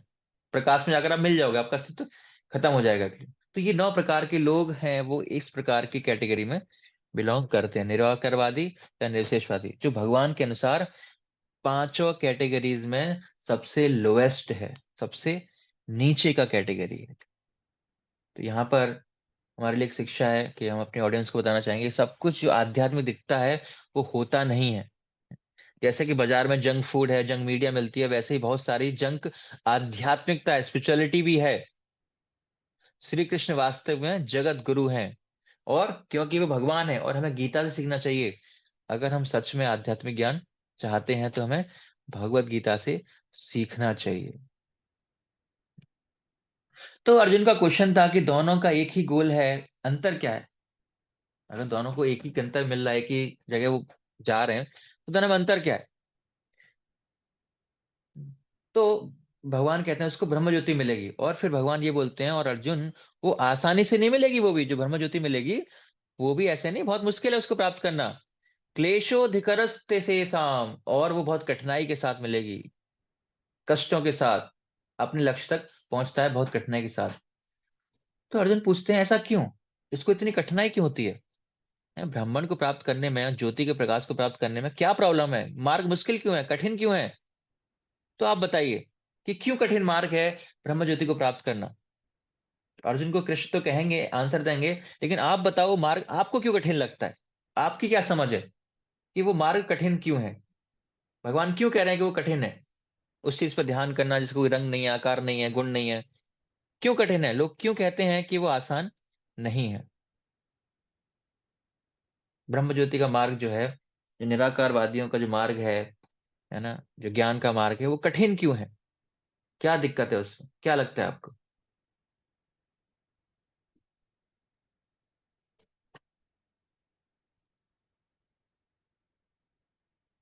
ठीक है, तो हम बताते हैं कि उसको ना कल्पना करना बहुत मुश्किल है, इमेजिन करना बहुत मुश्किल है। तो भगवान जो लॉजिक स्टेब्लिश कर रहे हैं यहाँ पे, हमारा आकार है, हम सबका आकार है, मेरा नाम है, सबका नाम है, मेरे कुछ गुण हैं, आपके सबके गुण हैं, मेरा एक रूप है, आकार है, बॉडी है, कलर है, हाइट है, वेस्ट, सब कुछ है ना? तो मैंने किसी प्रकार के कपड़े पहन रखे हैं, है ना, सबने पहन रखे हैं। तो मेरी फोटो को देखकर मेरे पर मेडिटेट करना आसान होगा, मेरे शब्दों को सुनकर मेरे बारे में सोचना आसान होगा। लेकिन अगर कहा जाए कि गोलोक गौरदास का कोई आकार नहीं है, उनकी कोई आवाज नहीं है, उनके में कुछ गुण नहीं है, तो क्या आप उसके बारे में सोच पाओगे? सोच पाओगे? नहीं सोच पाएंगे, बहुत मुश्किल है। तो ऐसे ही भगवान बोलते हैं कि हमारा आकार है। तो भगवान बोलते हैं हमारा आकार है। इस हम में से कोई कहे कि हम ऐसी चीज का चिंतन करो जिसका कोई आकार नहीं है, जिसका कोई नाम नहीं है, जिसके कोई गुण नहीं है, तो प्रैक्टिकली वो पॉसिबल नहीं है। जो निराकार है उस पर ध्यान लगाना, पूजा करना किसी के लिए आसान नहीं हो सकता, कठिन है। तो यह बहुत मुश्किल चीज है। पहले बात बहुत मुश्किल थी, बट सुनने में अच्छा लग सकता है, लेकिन ये जो कॉन्सेप्ट है वो क्या है? इतना आसान नहीं है, बहुत टफ है। तो अर्जुन बोलते हैं तो भक्ति करना आसान है क्या कृष्ण? है ना, चलो वो तो कठिन है, तो भक्ति करना क्या, भक्ति करना आसान है? तो कृष्ण कहते हैं बिल्कुल बहुत आसान है, बहुत सरल है भक्ति करना। और मोर देन दैट, कृष्ण कहते हैं कि भक्ति के मार्ग में व्यक्ति प्रगति, प्रोग्रेस भी बहुत तेजी से करता है, बहुत जल्दी जल्दी आगे बढ़ता है, फास्ट प्रोग्रेस करता है, रैपिड प्रोग्रेस करता है। तो अर्जुन बोलते हैं तेजी प्रोग्रेस करता है? तो कृष्ण कहते हैं हाँ। बहुत सुंदर श्लोक है, 7वां श्लोक। तेषामहं समुद्धर्ता मृत्यु संसार सागरात्, भवामि न चिरात् पार्थ मय्यावेशित चेतसाम। हे पार्थ, मैं अपने भक्तों को क्या करता हूं, उनका जन्म मृत्यु के सागर से शीघ्र उद्धार कर देता हूं। ये जन्म मृत्यु के चक्कर में फंसे हुए हैं, मैं उनका शीघ्र उद्धार कर देता हूँ, फिर से उन्हें जन्म लेने की आवश्यकता नहीं होती, बहुत जल्दी। तो जल्दी जल्दी वो आगे बढ़ते हैं, दौड़ते हैं, और अपने गोल को अचीव, प्राप्त कर लेते हैं। तो ये भगवान यहाँ पर भक्ति के मार्ग की इंपोर्टेंस को स्टेब्लिश कर रहे हैं कि भक्ति के मार्ग की क्या महत्वता है, क्यों महत्वपूर्ण है भक्ति का मार्ग। इसको समझने के लिए एक सुंदर सी कहानी आती है कि एक बार अकबर और बीरबल का नाम आपने सुना होगा। और अकबर ने बीरबल से संबंधित आपने कुछ जोक सुने होंगे, स्टोरीज बहुत सारी इंटरेस्टिंग आती हैं। तो ये कहानी है जिससे हमें बहुत सुंदर शिक्षा मिलती है कि किस प्रकार इस कहानी से हम सुंदर शिक्षा ले सकते हैं। तो एक बार अकबर बीरबल से पूछते हैं कि बीरबल, ये तुम्हारे भगवान बड़े अजीब है ना। एक जगह कहा जाता है कि वे महान है, सर्वशक्तिमान है, कुछ भी कर सकते हैं, चुटकी बजाने से क्या है, इच्छा मात्र करने से सब कुछ इच्छाएं पूरी हो जाती हैं। तो ऐसा वो क्यों कहते हैं गीता में अलग अलग जगह पर कि जब उनके भक्तों को कुछ समस्याएं आती हैं, प्रॉब्लम्स आती हैं, तो वो स्वयं उनकी हेल्प करने आते हैं। मुझे कुछ करवाना होता है तो मैं अपने नौकरों से करवा लेता हूँ, बहुत सारे सैनिक हैं उनसे करवा लेता हूँ, तुमसे करवा लेता हूँ। मैं खुद थोड़ी ना करता हूँ, मैं ऑर्डर दे देता हूँ, तो वो चीजें काम हो जाता है। और वो तो भगवान है, खुद क्यों करते हैं? क्या उनको हेल्प करने वाला कोई है नहीं? जब राजा के पास में इतने नौकर हैं, इतनी सेना है, तो उनके पास तो बहुत लोग होने चाहिए। तो वो बोलते हैं कि मैं खुद उद्धार करने के लिए आता हूं। तो ऐसा क्यों, वो ऐसा क्यों करते हैं? तो बीरबल एक बहुत रुचिकर तरीके से इस प्रश्न का उत्तर देते हैं, जैसा बीरबल हमेशा करते हैं। तो अभी हम ऑफ कोर्स इसको आगे जानेंगे, आपको बताएंगे कि क्या उन्होंने उत्तर दिया। लेकिन अगर आपसे कोई पूछता है कि अगर भगवान इतने पावरफुल हैं, तो वो स्वयं क्यों बचाते हैं, स्वयं क्यों समस्याओं को समाधान करते हैं? वो किसी की हेल्प भी ले सकते हैं, उनकी तो इच्छा मात्र ही सब कुछ हो जाएगा, तो वो स्वयं क्यों आते हैं? अगर आपसे कोई पूछे तो आपका क्या उत्तर होगा कि भगवान ऐसा क्यों करते हैं, भगवान स्वयं क्यों आते हैं, भगवान किसी से कराते क्यों नहीं? तो क्या उत्तर होगा आपको, देना चाहेगा कोई उत्तर? अगर भगवान के पास शक्तियां हैं, भगवान की अनलिमिटेड शक्तियां हैं, अनलिमिटेड पार्षद हैं, तो अगर उन्होंने किसी की हेल्प करनी है तो खुद आने की आवश्यकता है। भगवान किसी के पास किसी से भी करवा सकते हैं, तो भक्तों के साथ आदान प्रदान करते हैं। और किसी खास के लिए हम खुद काम करवाने से हम सब भगवान के खास बच्चे हैं। ठीक है, तो क्यों आते हैं भगवान? प्रेम के कारण है। तो अभी आगे एक कहानी सुनते हैं। बीरबल ने कहा, महाराज आपका प्रश्न बहुत अच्छा है, अभी मैं आपको इसका उत्तर कुछ दिन बाद दूंगा, सोच कर दूंगा। कठिन प्रश्न है, तो इसका उत्तर मैं थोड़े समय के बाद दूंगा। तो अकबर कहते हैं ठीक है, जितना टाइम चाहिए आप ले लो, लेकिन मुझे इसका उत्तर चाहिए। तो बीरबल ने कुछ दिन वेट किया, और इतना वेट किया कि अकबर के मन से वो प्रश्न भूल जाए। तो अकबर तो जानते थे कि बीरबल बहुत चतुर व्यक्ति है, एक दिन वो अपने समय आने पर वो उसका उत्तर दे ही देगा। तो एक बार बीरबल ने क्या किया, प्लान बनाया, काफी दिन से प्लान किया कि हम नाव की सवार करके क्या है, बोट राइड करके बाहर जाएंगे सब लोग। राजा से बोला कि महाराज भी जाएंगे, पहाड़ की पत्नी भी होगी, बच्चे भी होंगे, छोटा बच्चा था उनका, और सेना भी होगी, तो बहुत सारे सब लोग मिलकर हम 15-20 नाव लेकर नाव की सवारी करेंगे, सब लोग जाएंगे।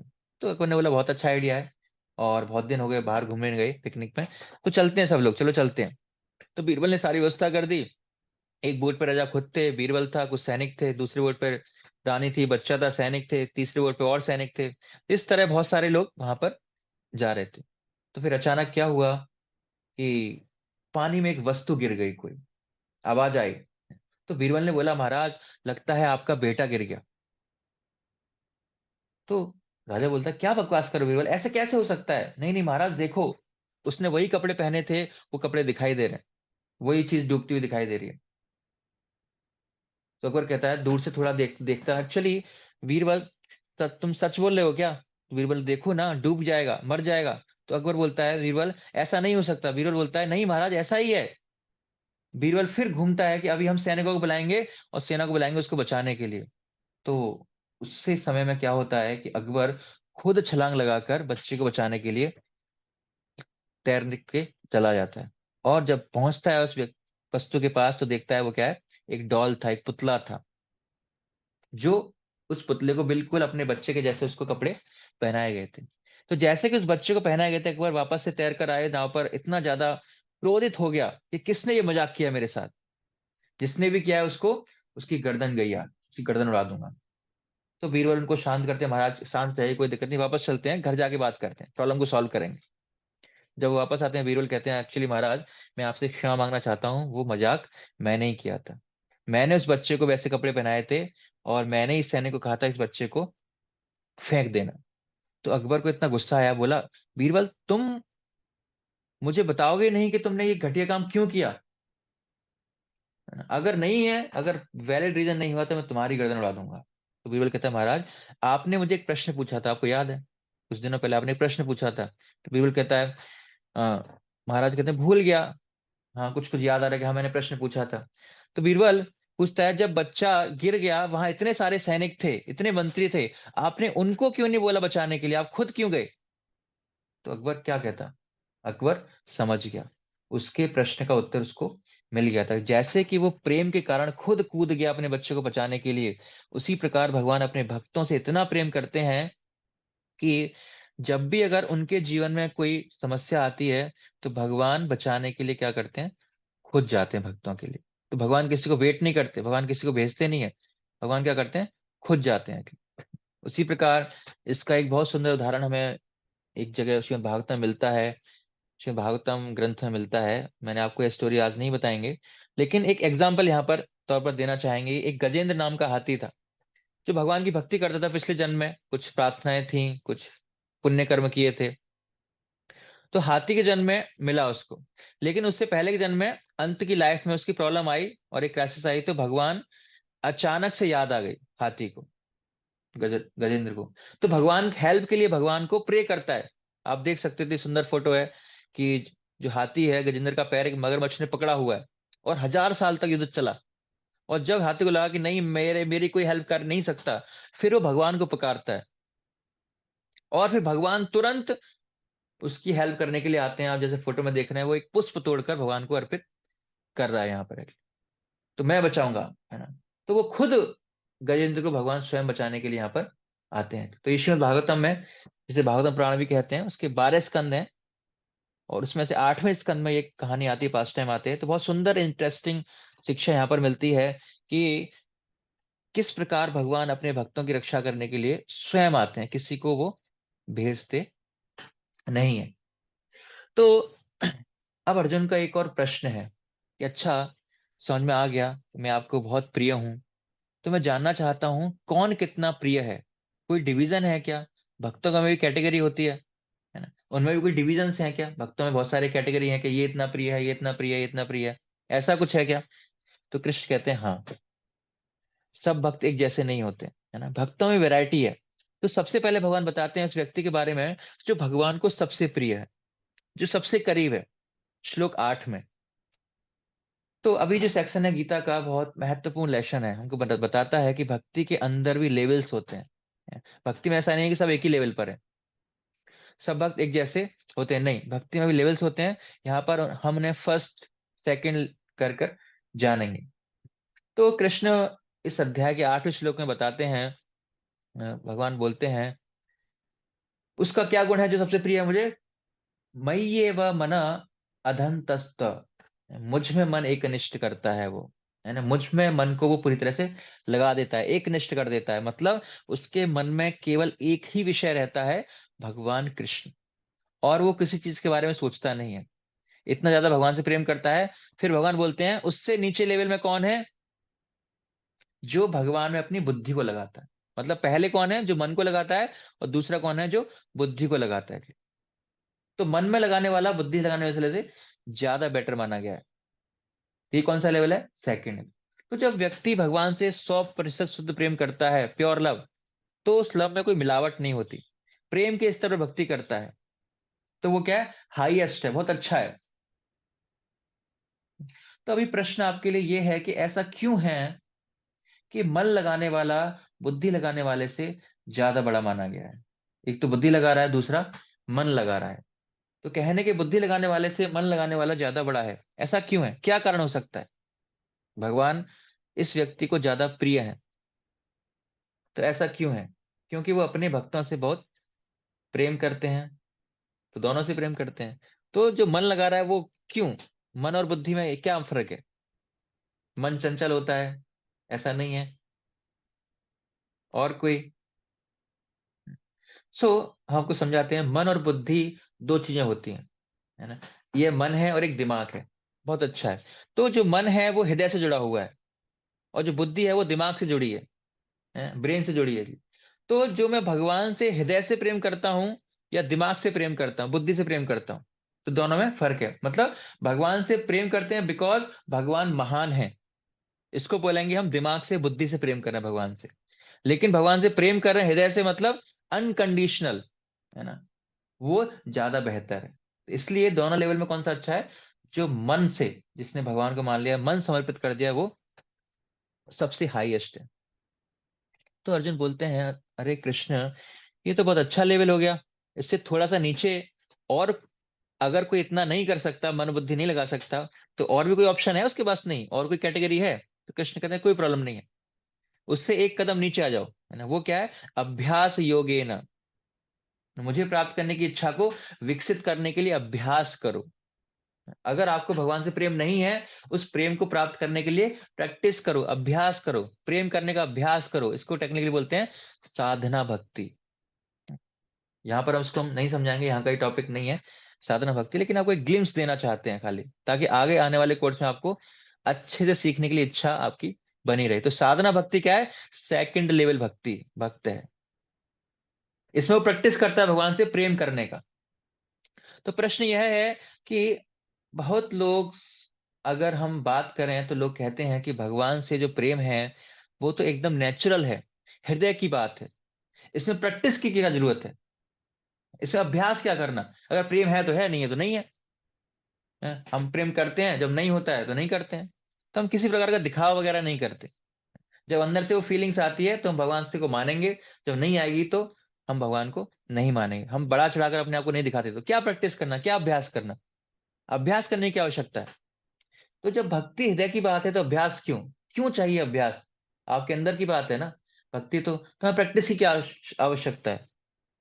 तो कोई उत्तर देना चाहेगा इसका? अगर आपसे कोई पूछे प्रैक्टिस क्यों करना है, वो तो आपके अंदर है। प्रेम तो प्रेम होता है, जब भगवान से प्रेम होता है तो बस होता है, और हम वो करते हैं। और जब वो फीलिंग नहीं रहती तो नहीं रहती।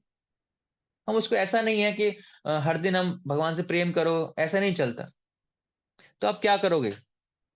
भक्ति तो अंदर का विषय है ना, हृदय का विषय है। तो क्या उत्तर है इसका, कोई बताना चाहेगा? मन, प्रैक्टिस अनकंडीशनल भक्ति, रेगुलर समर्पण।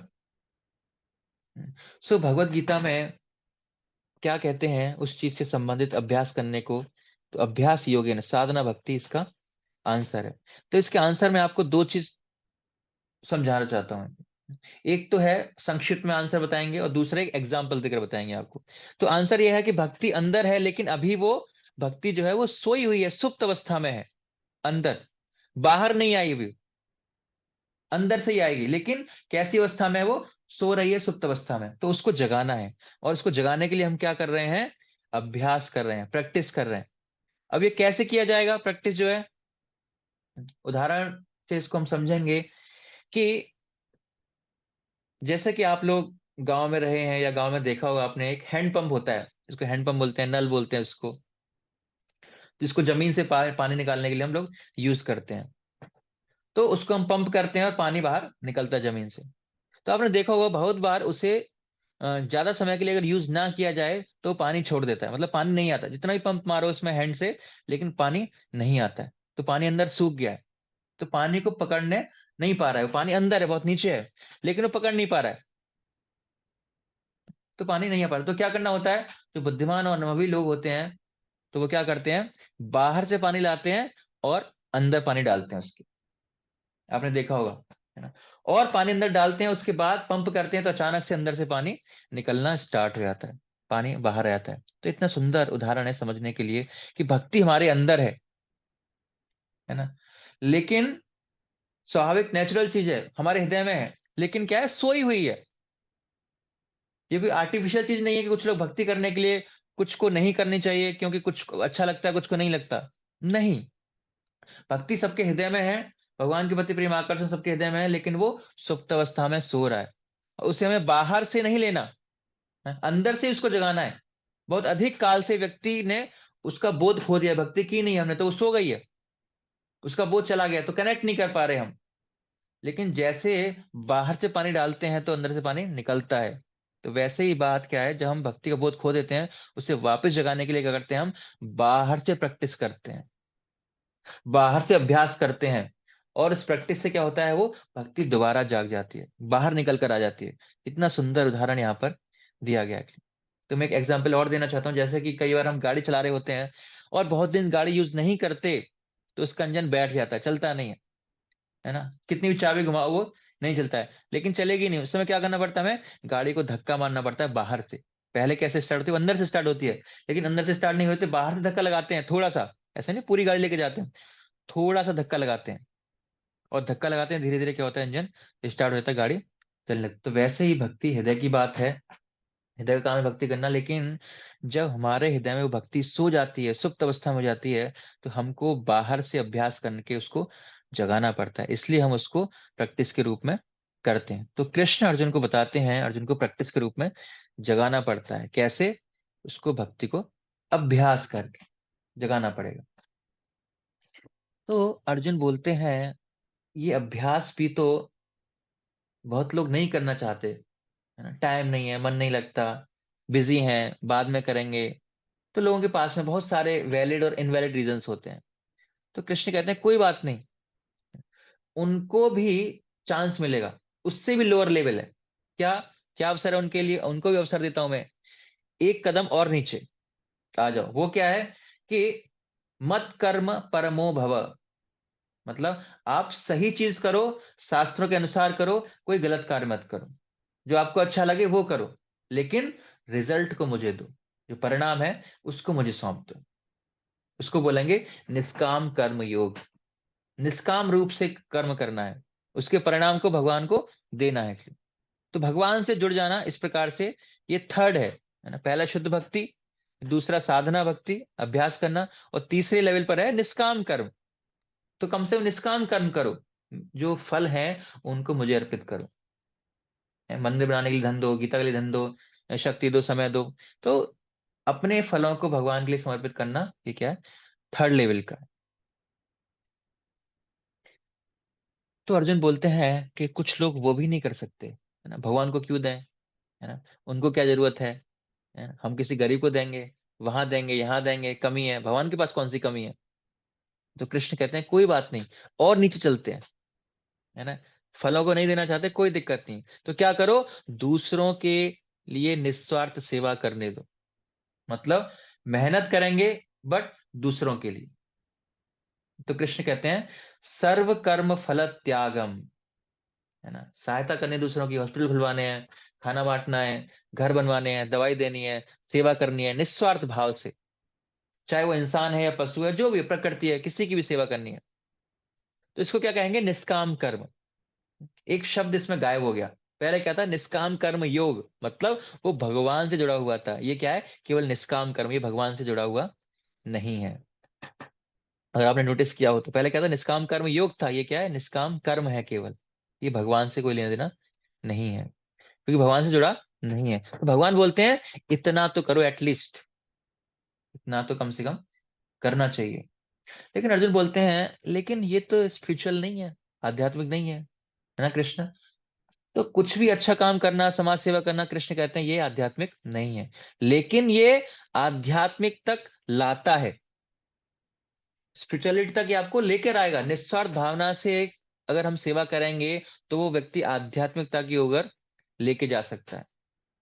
निस्वार्थ कार्य में क्या गुण होता है, एटलीस्ट वो खुद के लिए नहीं कर रहा, वो दूसरों के लिए कर रहा है। नहीं तो अधिकांश लोग हम क्या करते हैं, भौतिक संसार में देखते हैं कि हर व्यक्ति जो भी कार्य कर रहा है, मेहनत कर रहा है, किसके लिए कर रहा है, खुद के लिए कर रहा है, खुद कमाऊंगा, सब कुछ खुद के लिए। तो कृष्ण कहते हैं एटलीस्ट वो दूसरों के लिए करता है, खुद के लिए वो नहीं करता है, ना मेरे लिए भी नहीं करता, दूसरों के लिए करता है। तो ये जो एटीट्यूड है उसका, सेल्फलेसनेस का, निस्वार्थ भावना का, ये आध्यात्मिकता को उसको लाता है। तो बहुत अच्छा गुण है ये उसके अंदर। एक्चुअली हमें ये पॉइंट बहुत महत्वपूर्ण है, मैं आपको इसलिए एम्फोसाइज करना चाहता हूँ कि हमको अगर स्पिरिचुअलिटी में, आध्यात्मिकता में, भक्ति में प्रोग्रेस करना है, तो इसे एक चाबी के समान समझना चाहिए, है ना। ये हमारे हृदय में बहुत अ, शुद्ध बनाना है, प्योरीफाई करता है, अगर हम निस्वार्थ भावना रखते हैं तो प्योरीफाई करता है। प्योरिफिकेशन से, अगर जो हम प्योरिफिकेशन होगा, शुद्धिकरण होगा, तो उससे क्या होगा, ज्ञान का जन्म होगा, ज्ञान उदित होता है। ज्ञान बस पढ़ने से नहीं मिलता, ज्ञान मिलता है जब आप शुद्ध कार्य करते हो, शुद्ध हृदय के साथ, तब ज्ञान होता है। और वो ज्ञान अंदर से आता है, बाहर से नहीं आता। फिर उस ज्ञान को हम भूलते नहीं है, पहली बात। और दूसरी बात, उस ज्ञान जो अंदर से मिलता है, नॉलेज रिवील्ड, अंदर से उसको प्रकाशित करता है। तो कृष्ण बोलते हैं निष्काम कर्म क्या देगा? ज्ञान देगा। कौन सा ज्ञान? आत्मा का ज्ञान देगा। और वो ज्ञान व्यक्ति को आध्यात्मिक रूप से ज्ञान प्राप्त करने में, ध्यान करने में, परमात्मा के रूप में हेल्प करेगा। तो ये बहुत गहरा साइंस है एक्चुअली, इसी एक श्लोक में पूरे घंटे के लिए समझाया जा सकता है। तो हमारे पास इतना समय नहीं है, बस यही प्रॉब्लम है। तो निष्काम कर्म से क्या होगा? ज्ञान मिलेगा, उससे फिर वो ध्यान लगा सकता है, आध्यात्मिकता में आगे बढ़ सकता है। वैसे आध्यात्मिक नहीं है, लेकिन आध्यात्मिकता की तरफ लेकर जा सकता है अर्जुन इसको। तो जब अर्जुन बोलता है, अरे वाह कितना सुंदर समझाया कृष्ण, आपने इतने लेवल्स बता रहे हो मुझे आगे कैसे बढ़ना है, भक्ति इतना सुंदर साइंस है, डिटेल में सब कुछ है। तो अर्जुन बोलते हैं, अब मुझे एक लास्ट चीज बताओ, वो क्या बात है कि एक भक्त दूसरे भक्त से ज्यादा प्रिय हो जाता है, क्या हो जाता है? क्या बेसिक है? क्या, कैसे आप डिसाइड करते हैं, किस बेसिस पे डिसाइड करते हैं ये वक्त अच्छा है, ये वक्त अच्छा नहीं है? तो कृष्ण बोलते हैं उनके गुणों के आधार पर। उनके क्या गुण हैं, क्वालिटीज क्या हैं, उनके विशिष्ट गुण क्या हैं, जिसके कारण मुझे वो हृदय से अच्छा लगता है। तो अर्जुन बोलते हैं कौन से गुण? भगवान आगे के श्लोकों में, कितने श्लोक, 13 से 19 श्लोक में, 7 श्लोकों में 31 क्वालिटीज बताते हैं भक्तों की। 31 गुण, बहुत सुंदर है ये सब श्लोक, बहुत शिक्षाप्रद हैं। तो 31 क्वालिटीज बताते हैं भगवान, जिसमें से क्वालिटीज हैं वो मुझे सबसे अच्छा लगता है, जिसके अंदर ये गुण है। ऐसे तो भगवान को सब अच्छे लगते हैं, लेकिन फिर भी उनके बारे में जो भक्ति करता है ज्यादा अच्छा लगता है, और भक्ति से क्वालिटी ज्यादा अच्छी लगती है। अगर भक्ति के साथ साथ एक क्वालिटी भी इसके अंदर है, तो वो भक्त मुझे और ज्यादा प्रिय है एक्चुअली। तो एक श्लोक लेते हैं, उसमें से सारे श्लोक हम नहीं लेंगे, उसमें 31 गुण है। तो एक श्लोक इसमें हम लेंगे, जो 13वां श्लोक है 12वें अध्याय का। अद्वेष्टा सर्वभूताना मैत्रः करुण एव च निर्ममो निरहंकारः सम दुःख सुख क्षमी। तो 5 क्वालिटीज, 5 गुण इसमें बताए गए हैं, जो व्यक्ति के अंदर होते हैं, भगवान कहते हैं मुझे बहुत अच्छा लगता है। पहला है, वो किसी से द्वेष नहीं करता, है ना, कोई ईर्ष्या द्वेष नहीं है उसके मन में। सब मित्र हैं, सभी जीवों का दयालु मित्र है, सबसे मित्रता का व्यवहार है उसका। चाहे कोई इसे गाली देता है, चाहे कोई सम्मान देता है, कोई मान देता है, अपमान देता है, यश देता है, सब मेरे मित्र हैं। जो अपने को स्वामी नहीं मानता, है ना, मैं स्वामी नहीं हूं, क्या है, मैं तो किराए पर रह रहा हूं यहाँ पे, स्वामी कौन है? भगवान है। और जो मिथ्या अहंकार से मुक्त है, अहंकार नहीं है उसके अंदर किसी चीज का। और पांचवा, जो सुख दुख में संभाव रहता है, समा दुख समा, कि सुख आएगा तो भी उसके जीवन में कोई परिवर्तन नहीं होगा, उसका वैसे ही बाहर रहेगा, और कोई दुख आएगा तो भी उसके जीवन में कोई परिवर्तन नहीं होगा। तो ऐसे व्यक्ति मुझे बहुत प्रिय हैं। तो इस तरह 31 गुण बताते हैं कृष्ण अगले 6 श्लोक मिलाकर। तो केवल हम यहाँ पर हम 5 श्लोक डिस्कस कर रहे हैं। और जब 31 गुणों के बताने के बाद भगवान फिर इस अध्याय का लास्ट श्लोक बताते हैं, और बहुत इंटरेस्टिंग है, बहुत रुचिकर है ये। भगवान कहते हैं मेरे जो भक्त हैं, इसमें से एक या दो या तीन या 10 या सारे गुणों को डेवलप कर सकता है, जो जितना करता है उतना ज्यादा मुझे अच्छा लगता है, वो उतना ज्यादा मुझे प्रिय है। तो अर्जुन कहते हैं क्या सभी गुण पॉसिबल हैं प्राप्त करना? कृष्ण कहते हैं यस, ऑफ कोर्स। व्यक्ति जो है, भक्त जो है, सारे गुणों को भी अंगीकार कर सकता है, और ऐसा व्यक्ति मुझे सबसे ज्यादा प्रिय है। भगवान कहते हैं ये तो धर्मामृतमिदं यथोक्तम पर्युपासते श्रद्धाना मत परमा भक्तास्तेतीव मे प्रिया। तो अतीव मे प्रिया, अति मतलब अते, बहुत ज्यादा प्रिय है मुझे ऐसा भक्त, जो इन गुणों को धारण करता है, वो भक्त मुझे सबसे ज्यादा प्रिय है।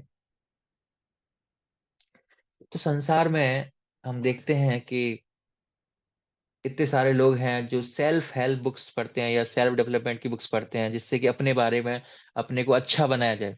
तो इस प्रकार की बहुत सारी बुक्स को पढ़ते हैं। गूगल में आप डालोगे सेल्फ डेवलपमेंट बुक्स के बारे में, इनके ऑथर के बारे में, तो बहुत सारी बुक्स आ जाएंगी। वो बताएंगी कैसे कैसे अच्छी क्वालिटीज को डेवलप करना चाहिए, अच्छा लीडर, अच्छा हस्बैंड, अच्छी वाइफ, अच्छा पेरेंट्स, अच्छा बॉस, अच्छा एम्प्लॉय, अच्छा मैनेजर, अच्छा ये, अच्छा वो कैसे बन सकते हैं। ऐसा क्यों है कि लोग ऐसी बुक्स पढ़ते हैं, बहुत लोग पढ़ते हैं ना, आपने भी पढ़ी होगी। तो लोग ऐसी बुक्स क्यों पढ़ते हैं, क्या कारण है, प्रश्न ये है? अपने आप को अच्छा बनाने के लिए ऐसी बुक्स क्यों पढ़ते हैं, क्यों लोग ऐसी बुक्स पढ़ते हैं, इतना पैसा लगाकर बुक्स को खरीदते हैं, पढ़ते हैं, क्या कारण है, क्यों पढ़ना चाहते हैं ऐसी किताबों को। कोई बताना चाहेगा, क्यों पढ़ना चाहते हैं ऐसी किताबों को, अपने आप को डेवलपमेंट करने के लिए क्यों पढ़ना चाहते हैं। तो अपने आप को बेटर बनाना चाहते हैं लोग, है ना, इसलिए पढ़ना चाहते हैं, बुक खरीदते हैं, पढ़ते हैं, क्यों पढ़ते हैं, अपने आप को बेटर बनाना, ये तो नॉर्मल बात है। इसलिए तो शायद आप एक गीता डिप्लोमा कोर्स अटेंड कर रहे हैं, क्योंकि हर व्यक्ति में एक इच्छा रहती है कि कल जैसा था आज उससे मैं बेटर बनूं, मैं सबसे बेटर बनना चाहता हूँ, ग्रो करना चाहता हूँ लाइफ में। तो इसलिए हम इन बुक्स को पढ़ते हैं। लेकिन ऐसी ही बुक्स में से एक बुक थी जो बहुत पॉपुलर थी, और आपने इस बुक के बारे में पढ़ा होगा, शायद सुना होगा।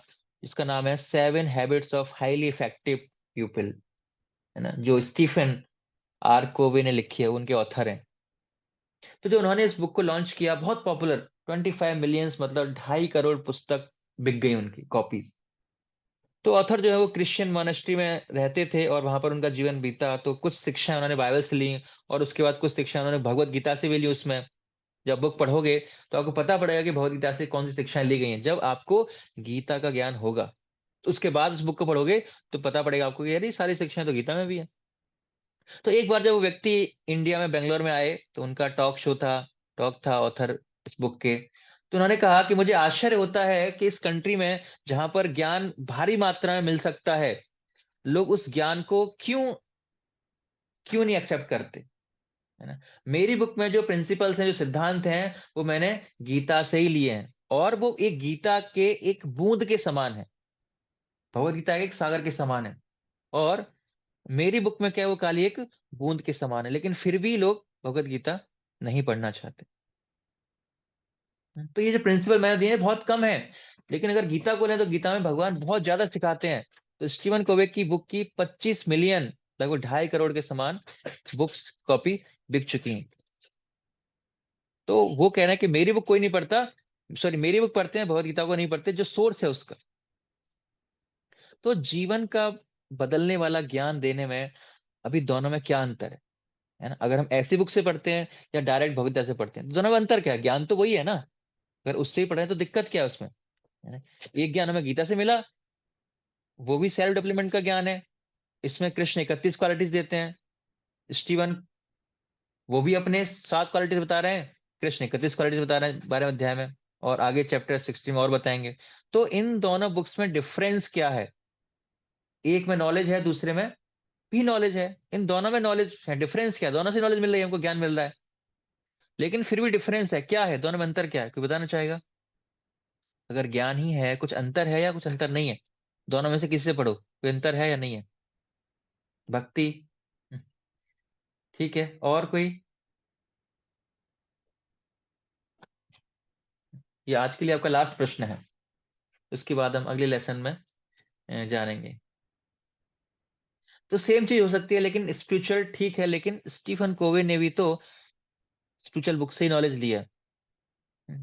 तो डिफरेंस क्या है इन दोनों चीजों में, ज्ञान, है ना।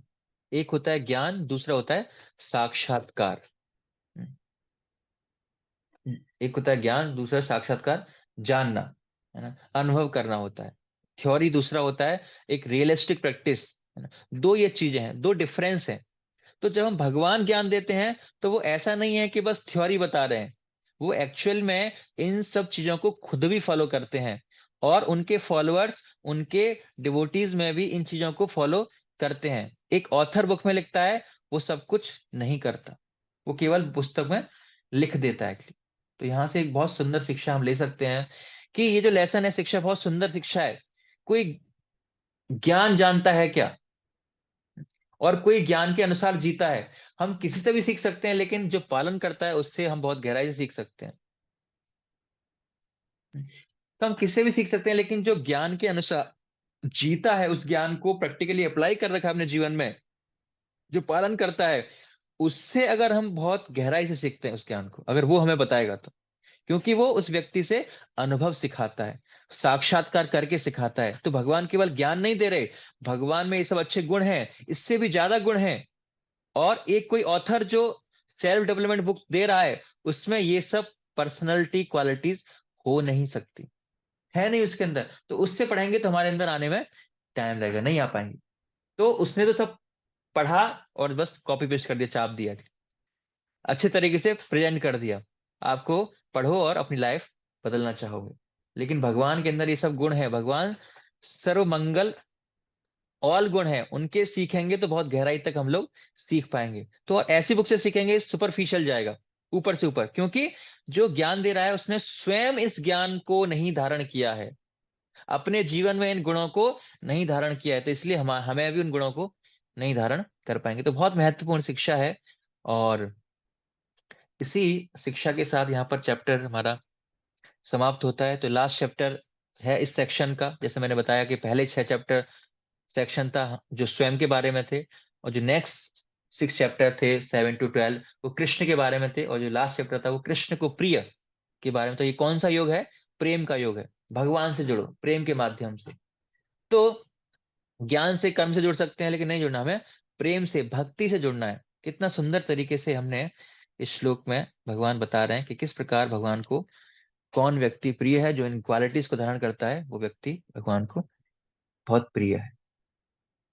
अब 5 शिक्षाएं जो इस अध्याय से हम ले सकते हैं। पहला लेसन, जब लोग कहते हैं भगवान निराकार थे, तो उनका कोई रूप आकार नहीं है, तो वो एक बात यह नहीं समझते कि हम भगवान से आए हैं, हमारे पास नाम है, हमारे पास आकार है, रूप है, गुण है, जिन्हें हम ये सब मिला है, उनमें से ये सब चीज कैसे नहीं हो सकता। मतलब जिस जिस व्यक्ति से हमने ये सब चीजों को लिया है, तो उस व्यक्ति में चीज नहीं होंगी, फिर तो वो हमसे कम हो जाएंगे ना, हमसे छोटे हो जाएंगे। हम में है उनमें भी होना चाहिए, और उन्हें बेटर क्वालिटी का होना चाहिए। अगर हमारा रूप है तो उनका रूप बेटर होना चाहिए, अगर हमारा नाम है तो उनका नाम बेटर होना चाहिए, अगर हमारे अंदर क्वालिटीज है तो उनके अंदर क्वालिटीज ज्यादा होनी चाहिए, बेटर होनी चाहिए, कम नहीं होने चाहिए। तो भगवान हमसे कम कैसे हो गए? पॉसिबिलिटी नहीं है, वो निराकार है, ऐसा संभव ही नहीं है। दूसरी शिक्षा आ, ले सकते हैं कि हालांकि लोग भगवान के पास में अलग अलग मानसिकता से आते हैं, उनके लेवल्स जो होते हैं, स्तर अलग अलग होते हैं, लेकिन भगवान सबको अवसर देते हैं। एक महान व्यक्ति का गुण होता है कि वो किसी को रिजेक्ट नहीं करता, वो अपने दरवाजे सबके लिए खोल के रखता है।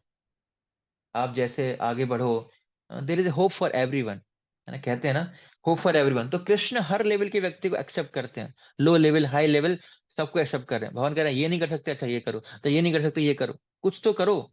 तो भगवान उसको भी होप दे रहे हैं, आशा दे रहे हैं कि कम से कम इतना करो, फिर भी आप वहां तक पहुंच सकते हो।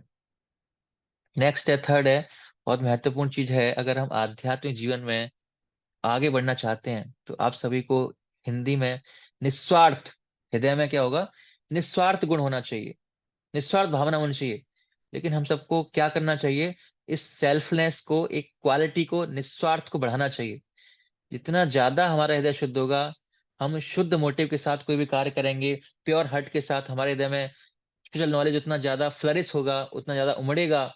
अगर ज्ञान की खेती की जा सकती है ऐसे हृदय पर, तो हम ऐसा कह सकते हैं कि वैसे हृदय में ज्ञान की खेती बहुत ज्यादा होती है, फसल बहुत ज्यादा होती है, जिसका हृदय शुद्ध होता है, तो शुद्ध भावना से कार्य करता है, सेल्फनेस को छोड़कर सेल्फलेसनेस के अनुसार जीता है, तो उसके हृदय में ध्यान अपने आप ज्यादा ज्यादा ज्यादा ज्यादा आता रहता है।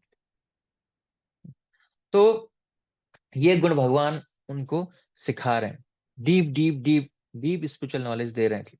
तो ज्ञान का हमारे हृदय में बहुत गहरा संबंध है, कि हमारे हृदय कितना शुद्ध रखते हैं, निस्वार्थ भावना रहती है कितनी है, उसी मात्रा में हमारे जीवन में, हमारे हृदय में ज्ञान प्रकाशित होगा।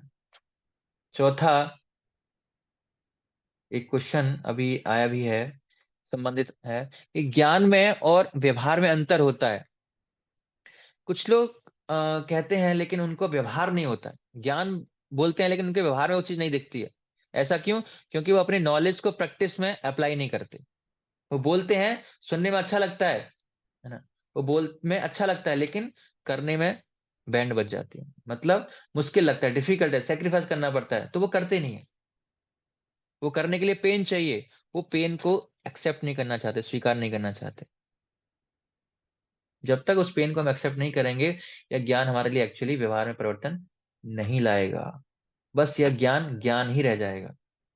तो यहाँ अ, हृदय में ऊपर आधारित है, तो उसको हमें अगर अप्लाई करना पड़ेगा अपने व्यवहार में, अपने जीवन शैली में, अपने विचारों में, वैसा सोचना होगा, वैसा करना होगा। तो हमारे जो एक्शंस हैं, जो क्रियाएं हैं, वो हमारे ध्यान के ऊपर आधारित होने चाहिए, हमारे ज्ञान के ऊपर आधारित होने चाहिए। ऐसा नहीं है कि हम जानते हैं बहुत कुछ है, लेकिन अपने जीवन में उस प्रकार जीते नहीं उस जीवन को, तो फिर वो सब बेकार है, उस ज्ञान की कोई वैल्यू नहीं है।